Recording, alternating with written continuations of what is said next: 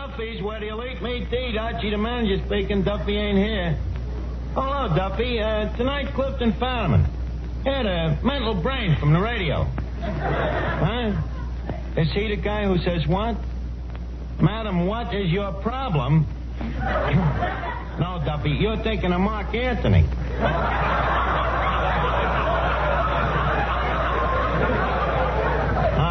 This is the guy that asked the questions on information, please. Very brainy guy. Huh? Yeah, maybe you're right at that, Duffy. What brains does it take to ask questions? Yeah. Well, anyways, we're stuck with him. Yeah. He's coming down to lecture to the Lord Byron Ladies Literary Society. Well, don't worry, Duffy. I'm writing the lecture for him, so he can't louse us up. Huh? The crowd here? The usual gang of crumbs. Yeah, but, oh, by the way, Moriarty just come in.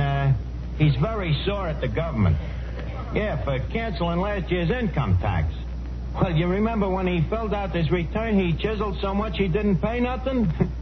Now he figures he's losing money. Yeah. Well, I'll call you back, Duffy. Okay.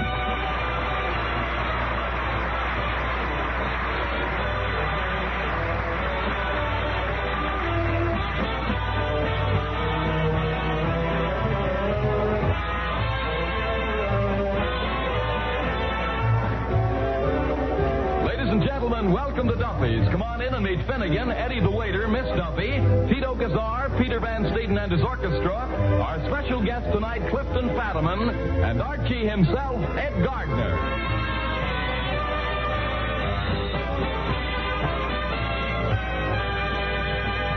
Hey, Mr. Archie? Yeah? Well, what happened to the sign? What sign, Eddie? The watch your hats and coats sign. There it is, only I rephrased the words so that Clifton Fadiman will feel more at home here. Read it. Let me see. Maintain scrutiny of thy chapeaus and hats. Nice and confusing, ain't it? Yes, isn't it? It's a quotation from Shakespeare. Did you ever see any of Shakespeare's plays, Eddie? One, As You Like It. Well? I didn't like it. Oh, I don't know. Maybe he had an off day that day. Hello, Arch. Well, Clifton Finnegan. Hello, Finnegan. Arch, look at this. Boy, am I proud. A poem by Crackpot O'Toole of Fortune. Dedicated right at me personal. Oh, yeah, that's nice. What's the poem, Finnegan? I'll read it to you. Some men is fools and morons, and some is even judge. But you, dear Clifton, combined them all. Nature has gave you the words.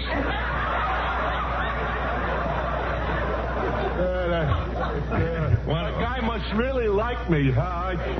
Yeah, he must. You may not know it, Finnegan, but that poem is written in pure cubic centimeter. Centimeter? You mean he's going to charge me for it? No, Finnegan, if he charged you, you'd have to pay at least a nickel a meter. Oh. Don't forget, that's an original crackpot. Archie? Oh, yes, Miss Duffy. Did you see my Dostoevsky? Your what? My Dostoevsky. Is it animal, vegetable, or mineral? No, it's a book. Miss Duffy, what would you be doing with a book? Well, Clifton Fadiman's coming down here, and I don't want him to catch me not reading. Well, naturally, You see, if everybody stopped reading, authors would stop writing. And if authors stopped writing because nobody was reading, Mr. Fadiman, being a critic, couldn't read what authors were writing, and that'd put an end to his writing about reading. And the poor man would be out of a job. Yeah, I see what you mean. Or to put it another way, if authors write and people Please, don't read... Miss Duffy, I don't think I care to go around again. Dostoevsky. Who ever heard of Dostoevsky? Oh, you probably never even heard of Shakespeare. Miss Duffy, not alone have I heard of Shakespeare, I happen to know Bacon, the man who plagiarized him. Who? Sir Francis Bacon, the man who wrote every word that Shakespeare ever wrote. Archie, do you mean to stand there and say that the greatest writer that ever wrote didn't? Yes, I do. Shakespeare, the so-called bard of Stratford Avenue. I maintain that he is strictly a phony. Archie, how can you say such a thing about a man who's too dead to defend himself? Miss Duffy, you dig him up and I'll tell it to him to his face. Well, wait a minute, Archie. Maybe we're talking about not the same Shakespeare. What was the first name of yours? William. Yeah, that's the one, all right. Of course, William Randolph Shakespeare. Besides, Miss Duffy, when you talk about guys like Shakespeare, it ain't necessary to mention their first names. Everybody knows who you mean. I differ with you. In what respect? How about Washington? Miss Duffy, if I went up to a strange guy and said Washington, I'm sure the guy would know that I meant George. Not if he was selling train tickets. If I was buying a train ticket, I would say Washington, D.C. Then why don't you say Shakespeare, D.C.? Because I ain't going to Shakespeare, D.C. Why not? Because I can't get a room. Look, Miss Duffy, I got Clifton Fadiman coming down here to read my lecture to Mrs. Piddleton and them dames, and I got a lot on my mind.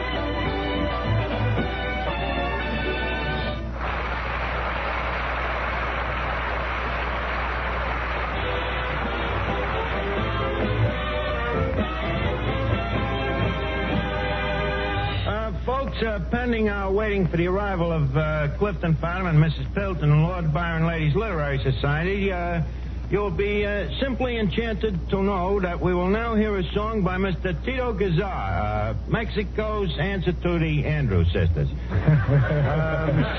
What is the song, Tito? I will sing that beautiful song entitled Si Bonet. Well, that's your own prerogative. Go ahead and sing it. Ladies will please swoon. Si Bonet de mi sueño, si no oyes la queja de mi voz. Si Bonet, si no vienes, ay, moriré de amor. Si Bonet de mi sueño, te espero con ansia en mi calle. Si Bonet, si no vienes, ay, moriré de amor.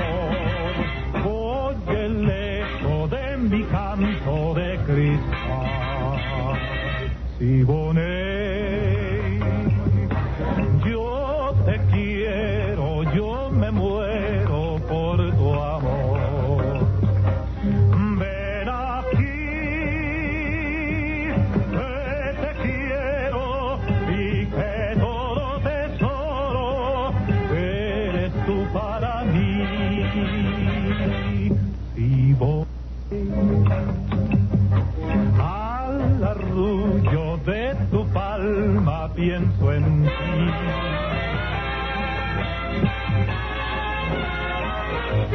Se volai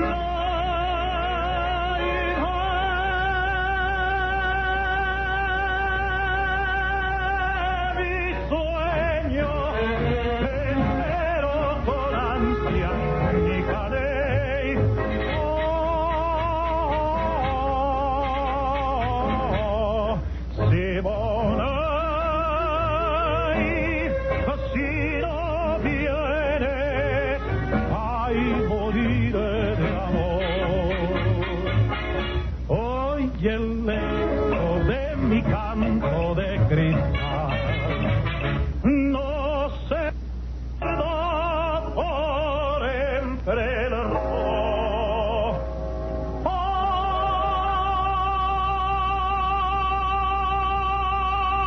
Ay, ma,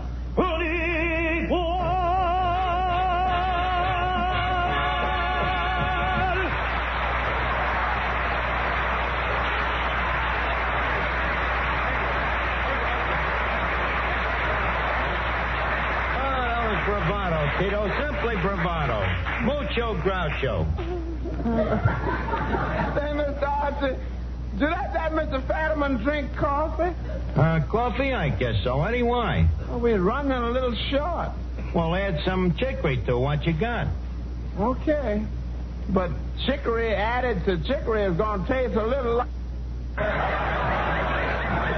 Yeah, well, he'd probably be reading a book anyway. He won't notice it. Oh, Archie, dear boy. Well, Mrs. Piddleton, how are you? You're looking great. Archie, you know I look a fright. All right. What makes you look like such a fright? Oh, I've had a terrible experience. Terrible. I had to come down here by subway. Good gracious. The subway. How ghastly. Well, there was no alternative. You see, my limousine is hors de combat. Yeah, huh? What year? Hors de combat, Archie, a French expression, out of action. Oh, you mean like OPA? OPA? An American expression. Out of gas.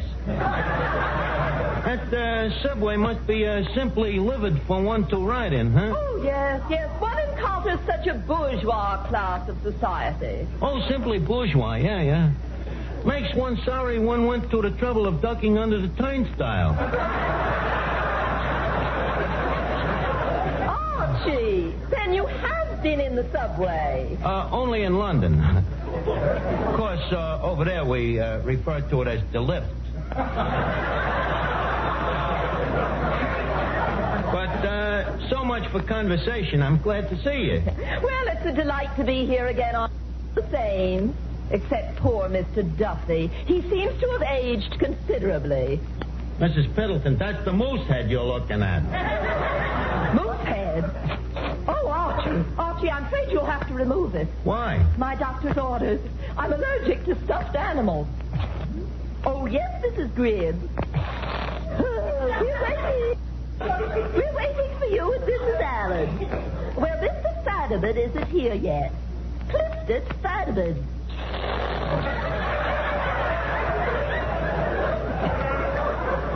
Oh, but dear, I can't help it. There's a moose here, and it does something to my hay fever. I should do what? It already has been shot. Oh, yes, he's speaking tonight on literature. Dodo, Dr. Booth, Clifton Fadiman. Well, we'll wait for you, darling. Goodbye.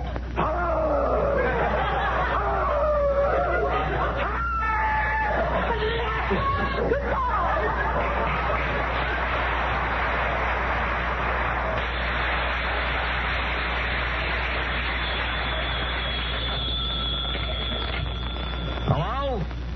Oh, well, thank you. Mrs. Piddleton, the operator says Gesundheit.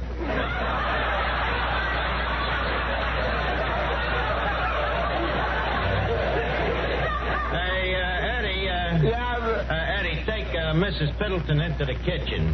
There, she won't smell the moose. I see what you mean. What, Miss Duffy? Ain't that Mr. Fadiman coming in? Oh, sure, Clifton Fadiman.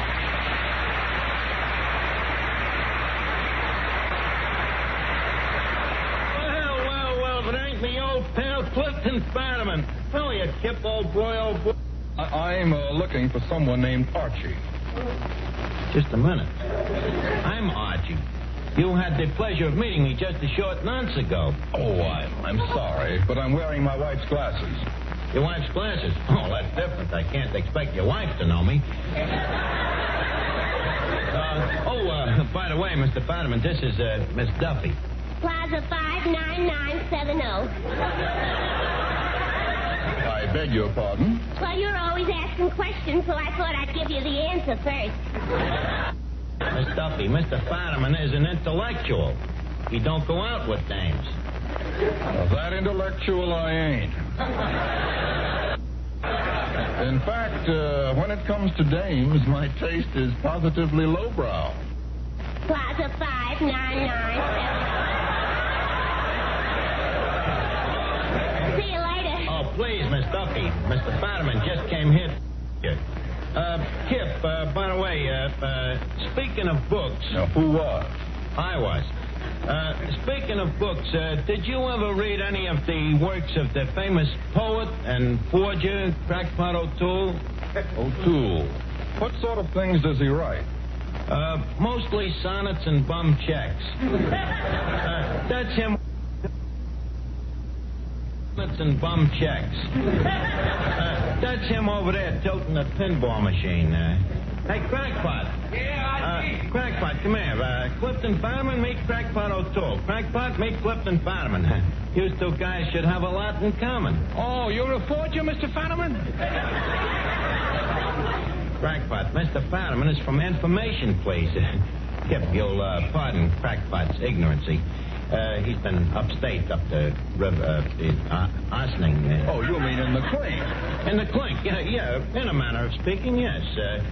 We can talk about it, can't we, Crackpot? Why not? It was nothing. Only a few years for forgery. I made a little innocent mistake when I signed a check. I put 2 T's in Vanderbilt. The whole thing was laughable.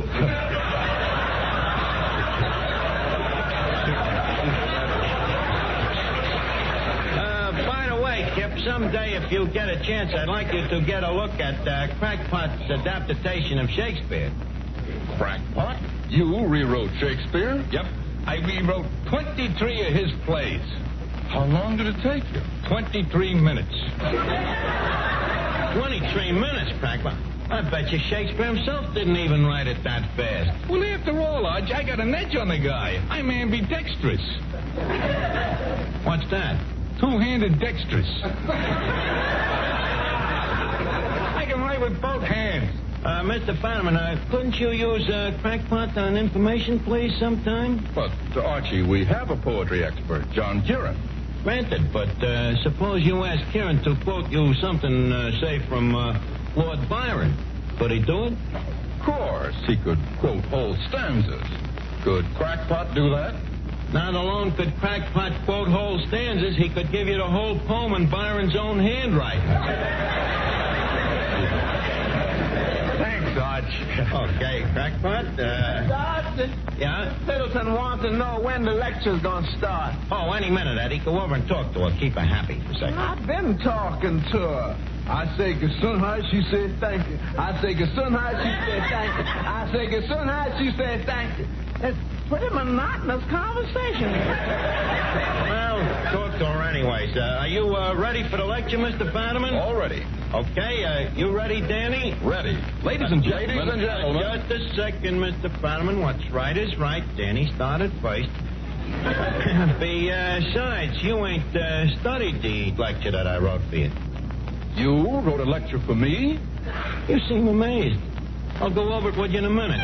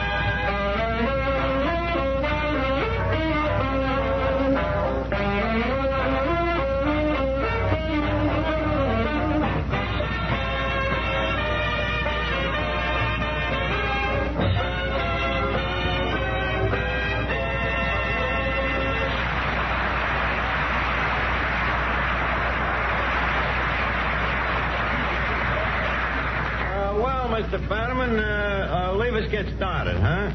Archie, did I hear you correctly? You wrote a lecture for me, That's right.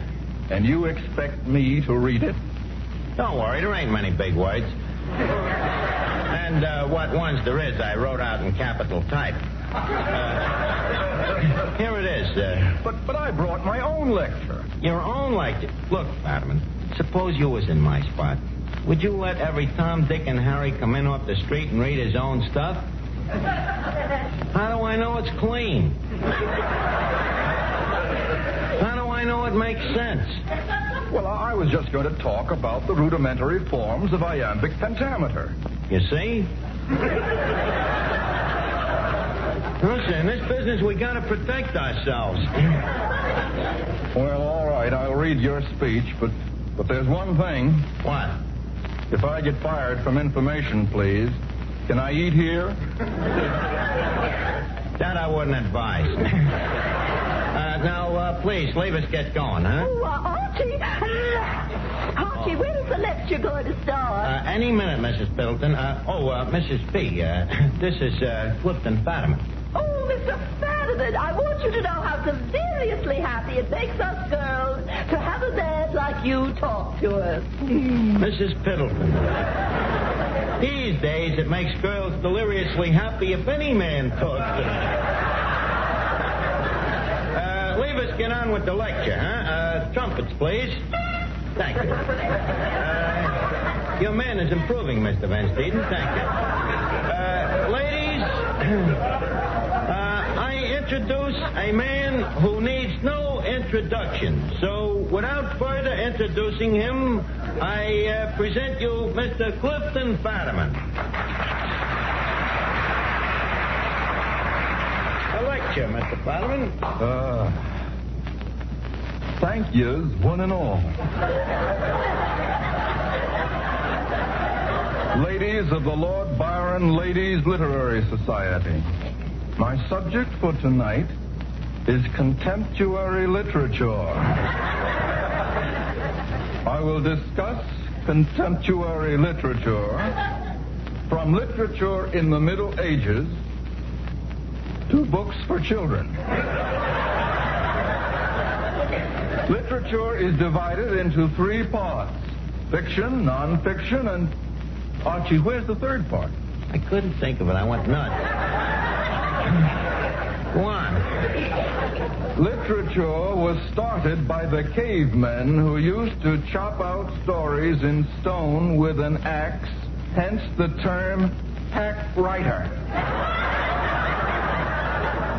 This, however, was very hard on the circulating libraries, as people got tired carrying home them stone books. Besides, many times the stones would fall on the author, crushing him, hence the expression pulp writer.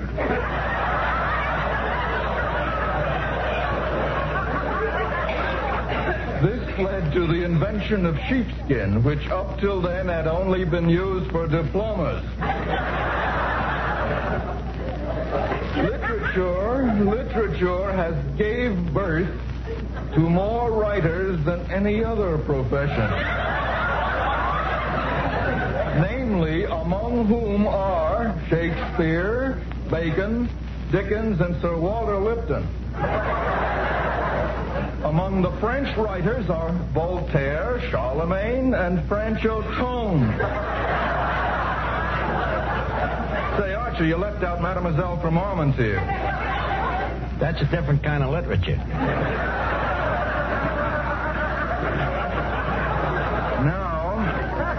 Now, among the American writers is also a great assortment of literary authors. Just as music has its three B's, Bach, and Bookhoven, American literature has its three O's: O'Neill, Odette, and O'Toole.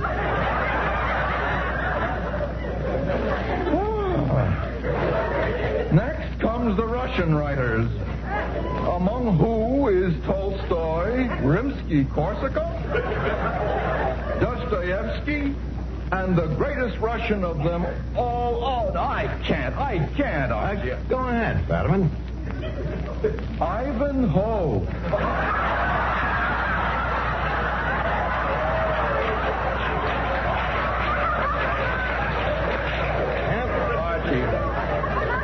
Archie,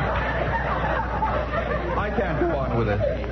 My reputation will be ruined. Ladies, the lecture is over. I thank you.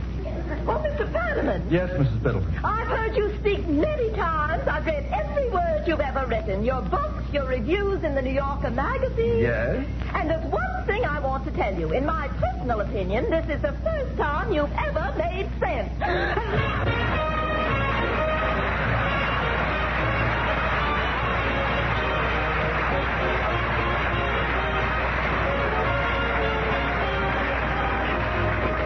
Time to leave Duffy's for the evening, but let's all meet again at Duffy's next week when our guest will be Monty Woolley. You have a half hour next Tuesday evening at the same time. Remember, Duffy's where you late mate date. Yeah, Duffy, next week, Monty Woolley. Hey, yeah, the guy with the beard. Huh? The hot weather? Don't worry, Duffy. Nature takes care of them things. In the summer, he sheds.